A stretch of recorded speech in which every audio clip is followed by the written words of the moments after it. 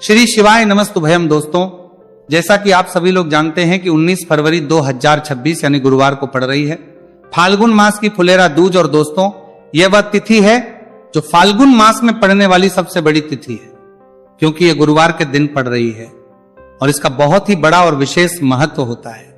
पूज्य गुरु जी ने कहा है कि अगर कभी भी मौका लग जाए और फाल्गुन महीने की फुलेरा दूज गुरुवार को पड़ जाए तो आप लोगों को 3 तुलसी पत्ते वाला उपाय तो अवश्य ही करना चाहिए। इन दोनों का संयोग बहुत ही कम आता है। इसी के साथ में गुरु जी ने अपनी शिवपुराण कथा में बताया है कि इस दिन आपको एक 3 तुलसी पत्ते वाला उपाय तो आपको अवश्य ही करना चाहिए, क्योंकि ऐसा दिन पूरे साल में सिर्फ एक ही बार आता है। और दोस्तों, आप सभी लोग जानते हो कि गुरुवार फुलेरा दूज का अगर सबसे बड़ा कोई उपाय है तो वह 3 तुलसी पत्ते वाला उपाय है। तो दोस्तों, गुरुवार फुलेरा दूज के दिन आप लोगों को इस 3 तुलसी पत्ते वाला उपाय को जरूर करना है। बहुत सारे लोग होंगे जिन लोगों ने इस उपाय को ना किया हो, मतलब पूरा साल निकल गया, उन्होंने किसी भी दिन इस 3 तुलसी पत्ते वाला उपाय को ना किया हो। पर दोस्तों, आपके पास एक आखिरी मौका बचा हुआ है, जो कि 19 फरवरी 2026 गुरुवार फुलेरा दूज के दिन है। इस दिन आप लोगों को इस वाले उपाय को जरूर कर लेना है। भले ही आपने महीने भर इस उपाय को ना किया हो, पर अगर आपने इस फाल्गुन महीने के गुरुवार फुलेरा दूज के दिन अगर इस वाले उपाय को कर लिया तो आपको इस उपाय को करने का वो फल मिलेगा जिसकी आपने कभी कल्पना भी नहीं करी होगी। इसीलिए आप लोग इस वाले उपाय को एक बार जरूर कर लेना है, ताकि आप लोगों के हाथ से यह मौका ना जा सके और आपको इस उपाय को करने का फल मिल सके। दोस्तों, यह उपाय पंडित जी ने अपनी अभी की ही श्री शिव महापुराण की कथा में बताया है जी। इस उपाय को आज हम आपको बहुत अच्छे से समझाने वाले हैं। इस वीडियो को देखने के बाद इस उपाय को समझने के लिए आपको कोई और वीडियो को देखने की जरूरत नहीं पड़ेगी। तो चलिए दोस्तों, उपाय को शुरू करते हैं। देखिए, ये इस फाल्गुन महीने के गुरुवार फुलेरा दूज के दिन ये इतना खास होता है, इतना महत्वपूर्ण होता है। देखा गया है कभी कभी बड़े बड़े पूजा पाठ अनुष्ठान से जो मनोकामना पूर्ण नहीं होते, वो फाल्गुन महीने की गुरुवार फुलेरा दूज के दिन एक छोटे से उपाय करने से ही आपकी मनोकामना पूर्ण होती है। और बहुत सारे लोगों ने इस उपाय को किया भी है और उनको इस उपाय को करने का फल भी जरूर मिला है। अगर आप लोग भी इस उपाय को करना चाहते हैं तो आप इस उपाय को पहले अच्छे से समझ लेना, सुन लेना, उसके बाद करना। आपको इस उपाय का फल जरूर मिलेगा। और इस उपाय को कर लेने से आपके घर में चाहे किसी भी प्रकार की दुख और समस्या क्यों ना चल रही हो, आपको उसका कारण भी नहीं पता है कि भाई ये समस्या किस कारण से चल रही है। उसका कुछ भी कारण हो सकता है, जैसे पितृदोष हो सकता है या किसी भी तरह का मंगल दोष भी हो सकता है। तो इस दिन आप लोगों को ये वाला उपाय कर लेना है। ये एक ऐसा उपाय है जिस उपाय को अगर किसी विशेष दिन पर किया जाए तो भाई उस विशेष दिन का जो है वह तो हमें मिलता ही मिलता है, पर हमने उस दिन पर इस उपाय को किया है तो हमें उससे भी बड़ा फल मिलता है और फल बहुत जल्दी मिलता है, क्योंकि आप इस उपाय को बहुत ही बड़े और विशेष दिन पर कर रहे हो। तो चलिए अब उपाय के बारे में बात करते हैं, लेकिन उससे पहले लोगों को यह जानना आवश्यक है कि आखिर ये उपाय किस समय करना है, किसको करना है और कैसे करना है। तो चलिए हम आगे आपको वीडियो में एक एक करके बता देते हैं।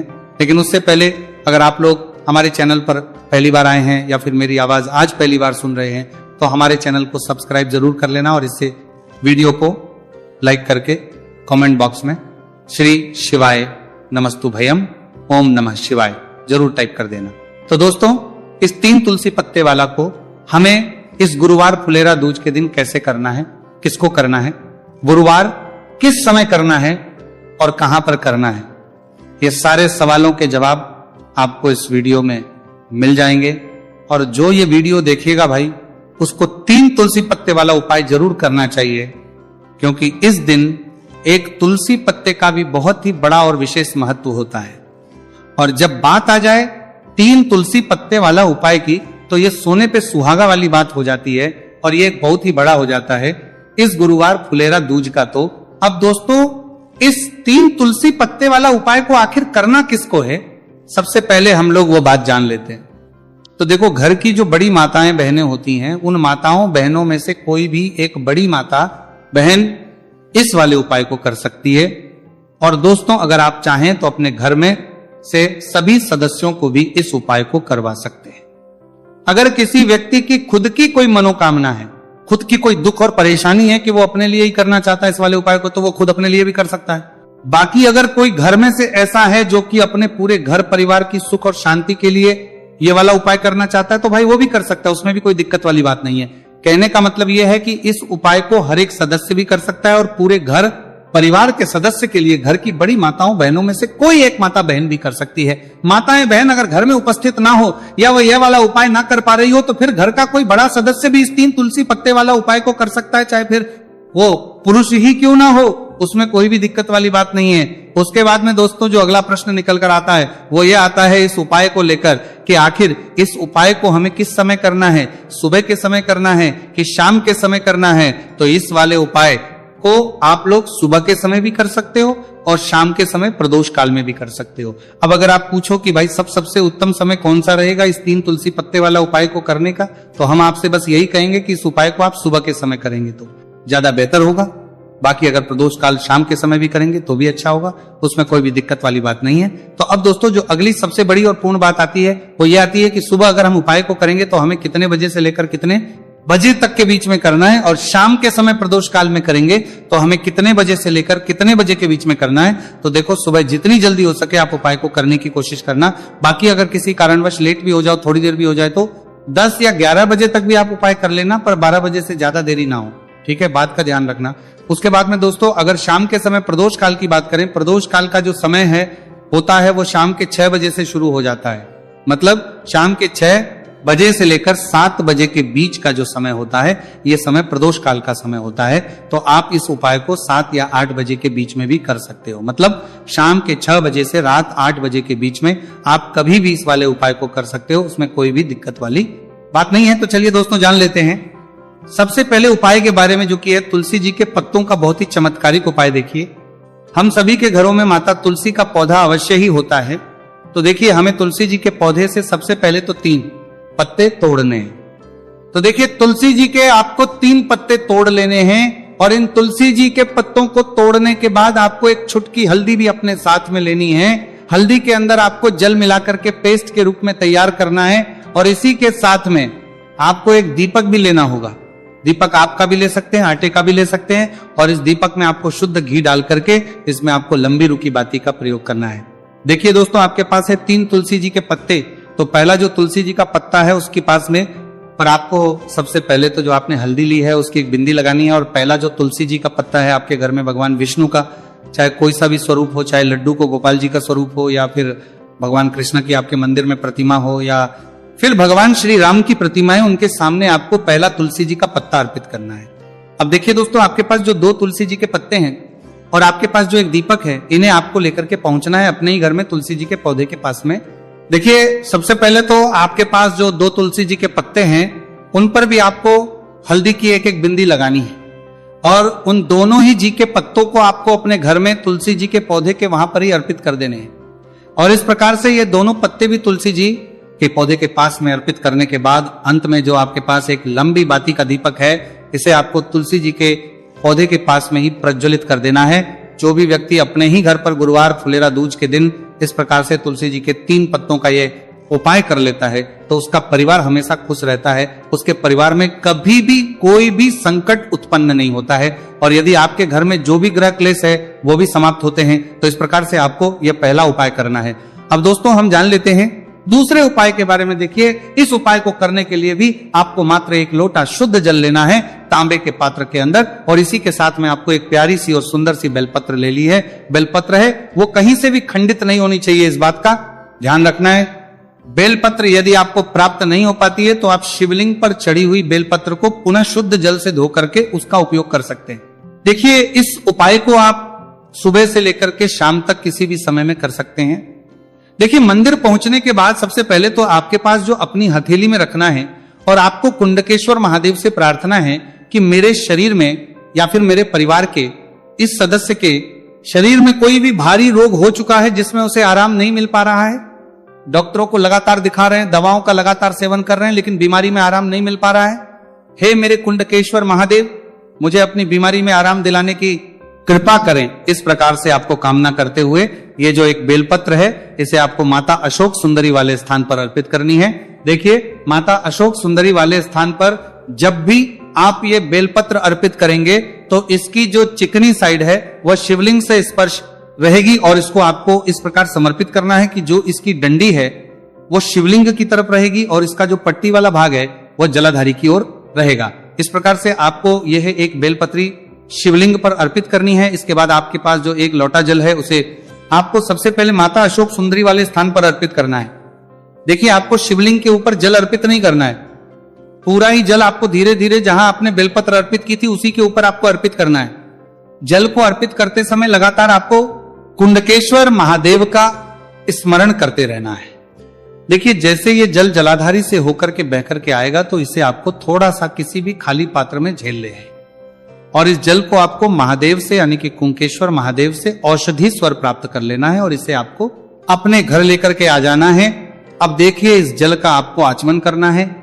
या तो आप बीमार है तो आपको इस जल का आचमन करना है, या फिर घर का कोई भी सदस्य बीमार है तो उसे आपको कुंडकेश्वर महादेव का स्मरण करवाते हुए इस जल का आचमन करवा देना है। पूज्य गुरु जी ने बताया है कि जो भी व्यक्ति इस उपाय को 5 दिन 60 दिन इस प्रकार से कर लेता है तो उसकी जो बड़ी से बड़ी बीमारी है वह समाप्त होती है। देखिए, अब हम जान लेते हैं तीसरे उपाय के बारे में। देखिए, यह जो उपाय है विशेषकर उन लोगों को करना चाहिए जो बहुत ही अधिक बीमार पड़ते हैं, यानी कि आपके घर में जितनी भी कमाई होती है वो सभी बीमारी में खर्च हो जाते हैं, या फिर आपके घर में ऐसा कोई भी व्यक्ति है जो बहुत अधिक गुस्सा करता है, जिससे बहुत ही अधिक क्लेश आता है, तो उसके लिए भी आप ये उपाय कर सकते हैं। तो मामित त्रुटि करता है या फिर आपके घर में क्लेश आता है, देखिए, इस उपाय को करने के लिए आपको गिन करके गुड़ के 60 टुकड़े लेने हैं। गुड़ के आपको 7 टुकड़े लेने हैं। देखिए, आपके घर में जो व्यक्ति बहुत अधिक बीमार रहता है या फिर कोई व्यक्ति बहुत अधिक गुस्सा करता है तो आपको ये जो 7 गुड़ के टुकड़े हैं अपने सीधे हाथ में रखना है और उस व्यक्ति के ऊपर से आपको घड़ी की दिशा में 7 बार सर से लेकर के पैर तक उतार लेने हैं। यानी कि उस व्यक्ति के सर से लेकर के पैर तक आपको इन गुड़ के टुकड़ों को 7 बार घड़ी की दिशा में घुमा लेना है। अब देखिए, इन गुड़ के टुकड़ों को बार घुमाने के बाद आपको लेकर के सीधे पहुंचना है भगवान शिव के मंदिर में। आपके घर में यदि शिवलिंग है तो वहां पर भी आप इस उपाय को कर सकते हैं या फिर मंदिर में भी इस उपाय को कर सकते हैं। अब देखिए, आपके हाथ में जो 7 गुड़ के टुकड़े थे जिन्हें आप मंदिर लेकर के आए थे उन्हें आप कुछ शिवलिंग के ऊपर रखना नहीं है, केवल शिवलिंग के ऊपर आपको 7 बार घुमाना है। और जब भी आप ये गुड़ के टुकड़े घुमाएंगे तब आप कल्याण शाबर महादेव का बहुत ही सुंदर सा नाम लेना है। गुड़ के टुकड़ों को इस प्रकार से घुमाने के बाद आपको महादेव से प्रार्थना करनी है कि हे मेरे महादेव, कि ये जो मेरे परिवार का व्यक्ति है बहुत अधिक बीमार रहता है, बहुत अधिक गुस्सा करता है, क्रोध करता है, हमेशा चिड़चिड़ा रहता है, आप इसकी इस प्रकार की जो समस्याएं हैं उन्हें दूर करें। और इसके बाद आपको ये जो गुड़ के टुकड़े हैं 7, इन्हें अपने घर लेकर के आ जाना है और एक एक गुड़ का टुकड़ा आपको प्रतिदिन जो व्यक्ति बीमार है या फिर जो बहुत अधिक गुस्सा करता है उसे खिला देना है। उस व्यक्ति का जो भी क्रोध है, गुस्सा है, वो हमेशा के लिए शांत हो जाएगा। इस प्रकार से आपको यह उपाय करना है। अब दोस्तों, हम जान लेते हैं चौथे विशेष और अंतिम उपाय के बारे में। देखिए, इस उपाय के लिए भी आपको मात्र 1 लोटा शुद्ध जल लेना है तांबे के पात्र के अंदर। अब देखिए, इसी के साथ में आपको 1 चुटकी हल्दी लेना है, आपको जो है वो पीसी हुई लेनी है और इस हल्दी के अंदर आपको थोड़ा सा जल मिला करके एक पेस्ट के रूप में तैयार कर लेना है। अब देखिए, इसी के साथ में आपको एक दीपक ले लेना है। दीपक आप चाहे तो मिट्टी का भी ले सकते हैं, शुद्ध आटा बनकर उसका भी दीपक तैयार कर सकते हैं। इस दीपक के अंदर आपको लंबी रूखी बाती का प्रयोग करना है और दीपक के अंदर आपको शुद्ध घी का प्रयोग करना है। इस प्रकार से आपको एक दीपक भी तैयार कर लेना है। देखिए, ये उपाय विशेषकर उन लोगों को करना है जिनकी कोई भी ऐसी मनोकामना है जो अभी तक परिपूर्ण नहीं हो पाई है। उन्होंने कई प्रकार के व्रत कर लिए हैं, कई प्रकार के उपाय कर लिए हैं, कई प्रकार के टोटके कर लिए हैं, मनोकामना परिपूर्ण नहीं हो पाई है। तो आपको ये उपाय इस गुरुवार के दिन करना है। देखिए, सबसे पहले तो आपने जो ये जितनी भी सामग्रियां ली हैं इन सभी को लेकर के आपको पहुंचना है बेलपत्र के वृक्ष नीचे। देखिए, बेलपत्र के वृक्ष के नीचे जो मिट्टी होती है, सबसे पहले तो आपको वहां पर इस 1 चुटकी हल्दी से स्वास्तिक का निर्माण करना है। अब देखिए, आपने जो ये हल्दी का स्वास्तिक बनाया है इसी के ऊपर आपको जो एक दीपक है लंबी बाती का उसे भी रख देना है। ध्यान रखिए, इस दीपक की जो बाती है उसका मुख आपको उत्तर दिशा की ओर रखना है। इस प्रकार से आपको यह दीपक भी बेलपत्र के वृक्ष के नीचे रख देना है। इस प्रकार से आपको यह दीपक बेलपत्र के वृक्ष के नीचे प्रज्वलित कर देना है। अब देखिए, अंत में जो आप 1 लोटा शुद्ध जल लेकर के आए हैं उसे आपको अपने सीधे हाथ में रखना है और आपको महादेव से, माता पार्वती से प्रार्थना करनी है। देखिए, बेलपत्र के वृक्ष के नीचे किए जाने वाला यह सबसे चमत्कारिक उपाय है।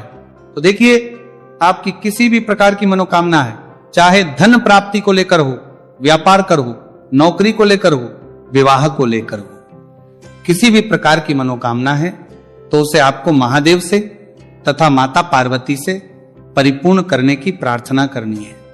और ये जो जल है इसे आपको अपने सीधे हाथ में लेना है और बेलपत्र के वृक्ष में आपको अर्पित कर देना है। ये जो जल है इसे आपको 7 बार में ही बेलपत्र के वृक्ष में अपने सीधे हाथ की हथेली से अर्पित कर देना है। देखिए, गुरुजी ने बताया है कि जो भी व्यक्ति इस उपाय को इस प्रकार से गुरुवार फुलेरा दूज के दिन या फिर आने वाली पूर्णिमा या फिर नवमी की तिथि पर कर लेता है तो महादेव और माता रानी की कृपा से उसकी जो भी मनोकामना है वह निश्चित ही परिपूर्ण हो जाती है।